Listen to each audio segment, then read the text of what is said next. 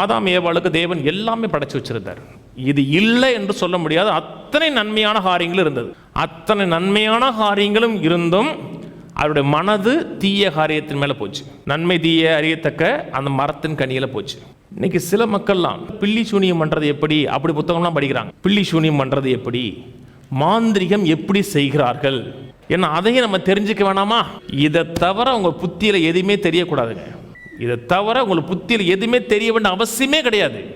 எந்த ஒரு காரியம் உங்கள் மனதுக்குள்ள தேவ பக்திக்கு விரோதமாக இருக்கிற எந்த ஒரு காரியம் உங்கள் மனதுக்குள்ள போவதற்கு தேவையில்லை, அவசியம் கிடையாது.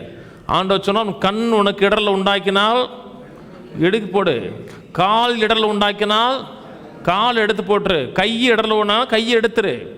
கையை காலை சொல்லலை, கையை இடர்ல பண்ணக்கூடிய ஒரு காரியம் உனக்கு இருக்கா, அதை வாய்க்கிருந்து ரிமூவ் பண்ணு. கையை காலை வெட்டிடாங்க, அதெல்லாம் பத்திரமா இருக்கட்டும். கையையும் காலையும் கண்ணையும் இடர பண்ணக்கூடிய ஒரு சம்பவம் உங்க வாழ்க்கையில் இருக்கா, குடும்பத்துக்குள்ள இருக்கா, அது தூக்கி வெளியே போடுங்க. தேவனுக்கும் நமக்கு இருக்க காரியத்தில் இடரெல்லாம் ஒரு காரியம் கூட வரக்கூடாதுங்க.